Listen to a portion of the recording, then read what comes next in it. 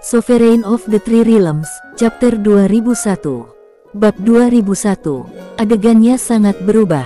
Niat membunuh melintas di wajah si King Lu yang menakjubkan. Lu Mingye jelas ada di sini untuk mengambil keuntungan dari situasi ini. Bahkan sekarang, dia benar-benar yakin bahwa Jiang Chen telah diracuni. Fakta itu tidak akan berubah tidak peduli berapa lama si jenius muda itu tetap bersembunyi. Tapi, jika Jiang Chen berlari keluar dari hutan alih-alih menunjukkan dirinya, dia mungkin akan dipilih oleh Lu Mingye sebagai gantinya. Itu benar-benar tidak bisa diterima.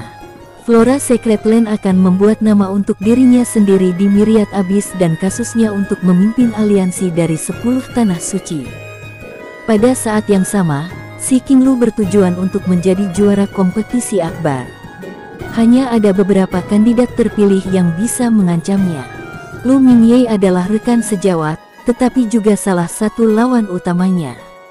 Begitu dia mengeluarkan Jiang Chen, kandidat bintang Lu Mingye akan menjadi salah satu ancaman terbesar yang tersisa. Dia tahu banyak teknik si King Lu, dan sebagai jenius Flora, dia punya beberapa trik di lengan bajunya juga. Karena itu, si King Lu menganggapnya sebagai musuh yang tangguh. Jika dia memutuskan untuk ikut campur, dia tidak akan ragu untuk memberinya pelajaran. Ini adalah wilayahnya. Bahkan Lu Mingye akan berada di bawah kekuasaannya. Namun jauh dari jantung hutan, Lu Mingye terlalu baik untuk dikeluarkan oleh formasi racun di pinggiran. Keduanya adalah sekutu dari faksi yang sama dengan musuh bersama dalam masalah ini. Sekarang Jiang Chen telah terpojok dan terluka. Itu wajar bahwa mereka berdua akan memperjuangkan hak untuk menghabisi mangsa mereka. Meskipun Lu Mingye telah mengejek si King Lu, dia juga cukup waspada terhadapnya. Terlepas dari kata-katanya yang percaya diri, dia tidak mengambil satu langkah pun ke dalam hutan lebat, terutama tidak ke area inti. Dia ingin tetap di pinggiran dan menjadi oportunis. Dia akan bisa merasakannya jika Jiang Chen melarikan diri dari daerah itu, dan kemudian mengamankan mangsanya dengan satu pukulan cepat. Ini adalah kesempatan baginya untuk membuat nama untuk dirinya sendiri dan naik ke puncak dengan menginjak Jiang Chen, mimpi yang dibagikan oleh semua jenius top dari 10 negeri suci. Dengan sedikit senyum, dia menghilang dari pandangan si King Lu. Dia akan menunggu mangsanya datang kepadanya. Si King Lu mendengus. Sesuatu yang gelap melintas melalui matanya yang cantik. Aku tidak bisa menunggu lebih lama lagi. Jiang Chen tidak mungkin melarikan diri ke langit. Dia harus bersembunyi di bawah tanah. Huff. Aku akan menemukannya bahkan jika aku harus menggali inti dunia. Petik 2. Dengan satu pikiran dan satu putaran tangannya, seekor binatang kecil perak disulap dari udara yang tipis. Itu adalah marten. Bulunya halus dan berkilau memesona, membuatnya cukup menawan. Ada kecerdasan tinggi di belakang matanya. Jelas itu adalah semangat yang luar biasa. Marten kecilku, cari di bawah tanah dan temukan Jiang Chen untukku. Sebagai ahli racun, si King Lu telah memelihara banyak hewan peliharaan. Marten adalah salah satu harta yang paling dia banggakan. Itu secepat kilat dan sangat beracun. Itu bergerak dengan kecepatan luar biasa di dan di atas tanah dan menavigasi di dalam bumi tanpa kesulitan sama sekali. Sang marten mengangguk dan memancarkan ekspresi menggemaskan sebelum menyelam di bawah tanah. Senyum percaya diri menarik bibir si King Lu. Ini akan menemukan Jiang Chen dalam 15 menit. Dia tidak akan bisa pergi jauh ketika diracuni. Bahkan jika dia melakukannya, marten saya akan dapat menyusulnya. Si King Lu yakin akan kemenangannya. Tapi setelah 15 menit, keraguan melintas di matanya. Seharusnya martennya sudah menemukan sesuatu sekarang. Kenapa dia tidak mendengarnya? Dia mulai bertanya-tanya apa yang terjadi ketika beberapa tanaman merambat keluar dari tanah dengan suara mendesing. Tanah berceceran di mana-mana. Di bagian atas tanaman merambat adalah teratai biru. Melalui kelopaknya yang dingin dan transparan, dia bisa melihat lotus menjebak sesuatu di dalamnya seperti mulut martennya. Itu meringkuk ke dalam dirinya sendiri, benar-benar beku. Matanya tidak fokus seperti kehilangan kesadaran karena kedinginan. Apa? Si King Lu menatapnya dengan mulut ternganga. Dia tahu seberapa cepat martennya. Ketika di bawah tanah, itu terlalu cepat dan lincah bagi pembudidaya empire biasa untuk menangkapnya. Tapi itu telah terperangkap oleh lotus aneh dan tanaman rambatnya, benar-benar mengubah semua yang dia tahu tentang marten di kepalanya. Sebelum dia bisa pulih dari keterkejutannya, tanaman merambat yang tak terhitung melesat keluar dari tanah dengan serangkaian suara yang tumpul dan meledak. 1, 2, 3. Dalam sekejap mata, puluhan ribu tanaman merambat telah muncul dan mengelilingi daerah itu, mengaburkan matahari dan menjebak si King Lu di bawah lapisan tanaman merambat. Wajah gadis itu berkerut. Dia dalam masalah besar sekarang. Sentuhan pergelangan tangannya menunjukkan belati dengan kilau salju musim gugur. Belatinya memotong tanaman merambat di sekitarnya dengan kilatan cahaya dingin. Wosh wosh wosh. Lusinan tanaman merambat ditebang. Namun, itu hampir tidak menghasilkan apa-apa bagi pasukan tanaman merambat. Yang lebih buruk, tanaman merambat segera generasi. Adegan aneh tiba-tiba mengingatkan si King Lue tentang sesuatu. Mungkinkah serangan balik Jiang Chen? Realisasi tiba terlambat, hatinya tenggelam. Haha, Nona Si, kau memang ahli dalam racun. Mengapa kamu tidak menyerah padaku seperti pamanmu Si Xuan? Nona Si. Dalam sekejap mata, tanaman merambat tampaknya telah menjadi duplikat Jiang Chen. Setiap dari mereka menyeringai. Si King Lu menggelengkan kepalanya. Ini pasti halusinasi. Dia menutup matanya dengan kuat dan membukanya lagi setelah beberapa saat. Di sekelilingnya ada proyeksi Jiang Chen, dan jumlah mereka masih bertambah. Dia sudah dikelilingi oleh puluhan ribu Jiang Chen. Mereka semua menatapnya dengan senyum mengejek. Kamu hanya ilusi. Bubar, seru si King Lu. Dia tidak akan turun dengan mudah. Bilahnya cepat dan tajam. Setiap kali dia memangkas proyeksi, itu meledak seperti gelembung tetapi dengan cepat akan muncul kembali. Tidak ada kata-kata untuk menggambarkan apa yang terjadi. Kamu telah diracuni, Jiang Chen, seru si King Lu. Beraninya kau mempermainkanku. Apakah Anda memiliki harapan kematian? Petik 2. Sovereign of the Three Realms, Chapter 2002. Bab 2002. Permaisuri Terifikasi. Si King Lu tidak memberikan satu inci pun dengan jawabannya, tetapi kepercayaan dirinya goyah. Itu aneh. Secara teori, bahkan jika Jiang Chen hanya dihantam oleh salah satu dari 36 formasi, dia seharusnya sudah runtuh sekarang. Tidak peduli seberapa kuatnya dia, seiring waktu, racun itu akan menyebar ke sekujur tubuhnya dan melemahkannya hingga menjadi harimau yang defanget. Seorang pria yang terkena racun kuat seharusnya tidak mampu melakukan apa yang dia lakukan. Tanaman merambat yang aneh tidak hanya memiliki kekuatan fisik yang besar, tetapi juga kemampuan untuk menciptakan ilusi, yang membingungkan pemahaman si King Lu tentang berbagai hal. Sebagai jenius muda teratas dari tanah suci Flora, dia berada di atas rata-rata dalam semua aspek, termasuk tingkat kesadarannya. Namun, bahkan dia tidak bisa melihat melalui ilusi tanaman merambat, membuktikan betapa luar biasanya teknik Jiang Chen. Tampaknya tidak digunakan oleh seorang pria beracun. Disibukkan oleh kekacauan pikiran, si King Lu dengan cepat pulih dari keterkejutannya. Bagaimanapun, dia adalah salah satu pembudidaya terbaik di antara para pemuda. Para jenius pada levelnya memiliki lebih dari beberapa kartu truf. Ekspresinya mengeras dan jimat berbentuk aneh terwujud di tangannya. Surga jatuh dan bumi hancur, teriaknya. Semua arwah menemui ajalnya dan tidak ada makhluk hidup yang menemukan pertolongan. Jimat itu diaktifkan dan membentuk pusaran di sekelilingnya, melebar keluar dengan kecepatan luar biasa. Kekuatan korosi yang menakutkan yang tidak mungkin ditahan menyebar di seluruh area. Apapun vegetasinya, baik itu semak, pohon, dan tanaman merambat, langsung layu menjadi sekam kering dengan kecepatan supernatural. Terkejut dengan kekuatan korosif, Jiang Chen buru-buru menarik lotusnya kembali. Dia bisa tahu korosi itu tidak bisa diremehkan. Itu cukup kuat untuk menghancurkan hartanya.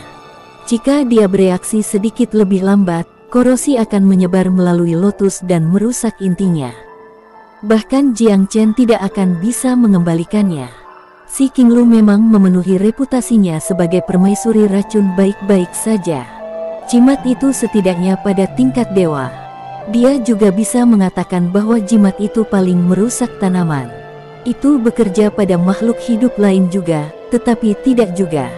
Dan itu tidak berpengaruh pada harta. Jiang Chen keluar dari persembunyian dan memandang si Qinglu dari luar area korosi, setengah tersenyum menarik-narik bibirnya. Kejutan dan ketidakpercayaan melintas di mata si Qinglu. Dia tidak berharap Jiang Chen sama sekali tidak terluka. Bagaimana ini bisa terjadi? Dia tidak mungkin menyelamatkan Wu Yu tanpa kehilangan rambut. Ke-36 formasi saya telah dipicu. Tidak seorang pun harus cukup cepat untuk menghindari mereka semua. Bahkan jika dia memiliki item anti racun padanya, dia tidak akan bisa menolak setiap tipe yang aku lemparkan ke sana. Mempertimbangkan reputasi Jiang Chen, dia menggunakan teknik terbaiknya saat menyiapkan formasi, menggunakan setiap trik yang dia tahu. Selain itu, dia telah memasukkan banyak harta yang kuat yang dia warisi dari Flora. Dengan kata lain, dia dalam kondisi prima. Dalam keadaan seperti itu, dia membuat formasi racun terbaik yang dia bisa. Di matanya, ia menggunakan tombak untuk membunuh lalat.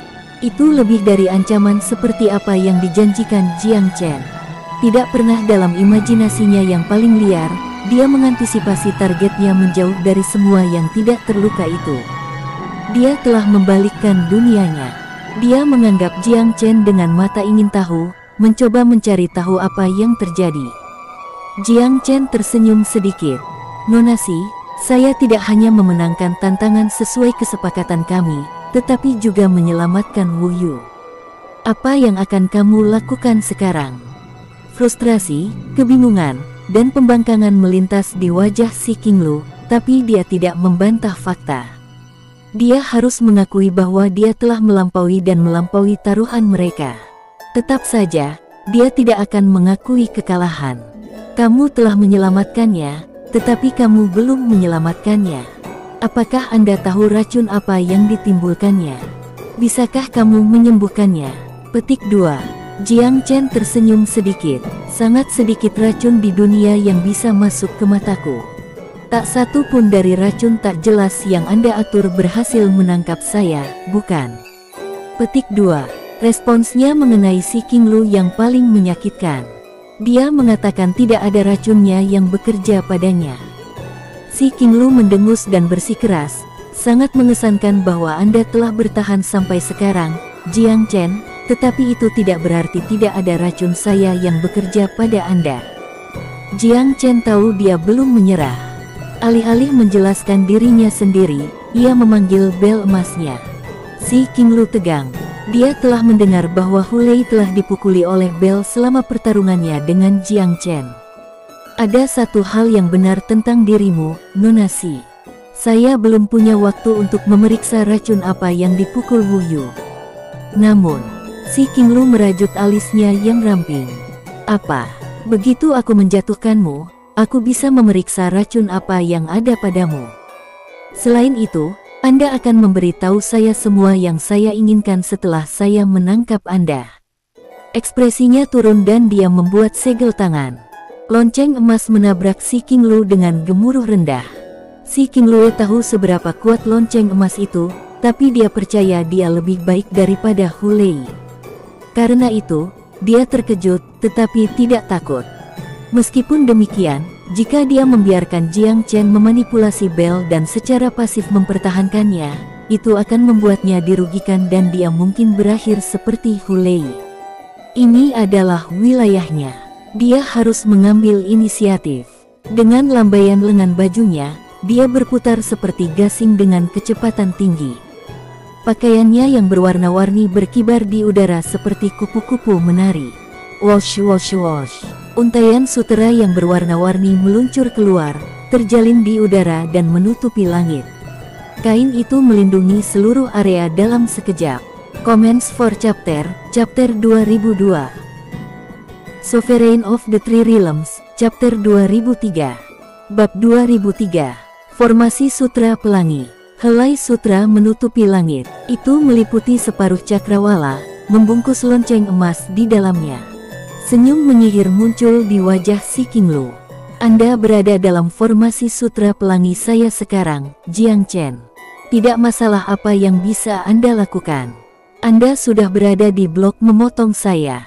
Saya bisa melakukan apapun yang saya suka untuk Anda. Dia terkikik, matanya berkilauan dengan pesona alam. Jiang Chen menguatkan dirinya.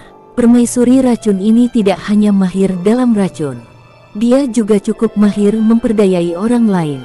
Itu tidak akan berhasil pada saya. Dia mencibir internal. Si King Lu sangat meremehkan ketenangannya. Tubuh langsing gadis itu bergetar.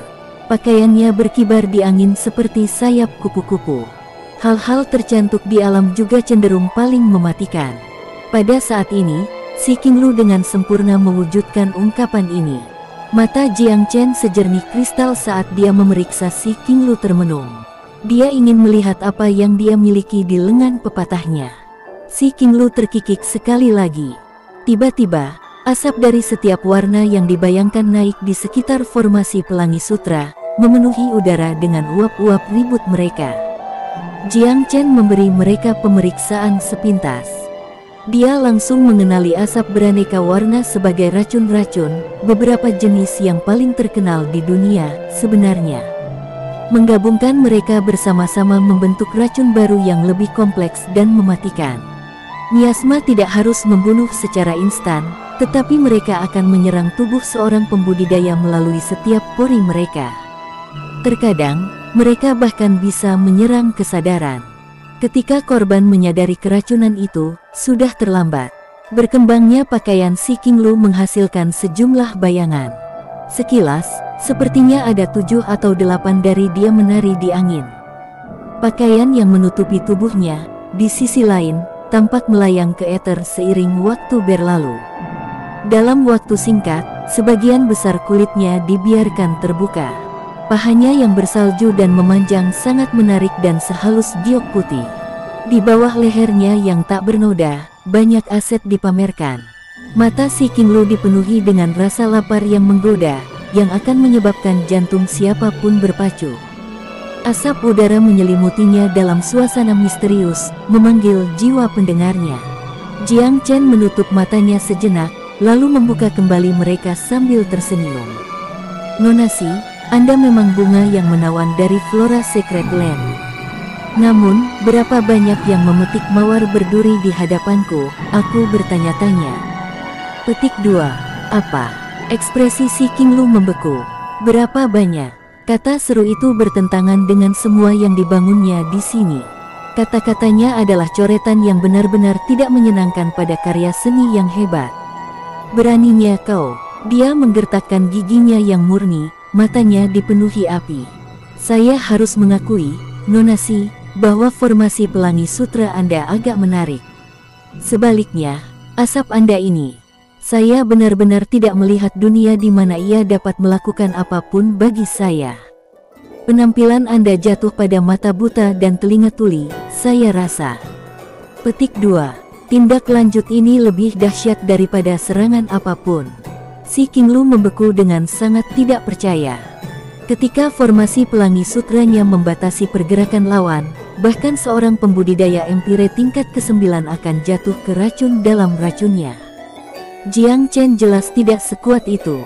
Segera setelah ada celah sedikit pun dalam pertahanan mental lawannya, uap beracun akan mengonsumsinya seperti badai kutukan yang rakus.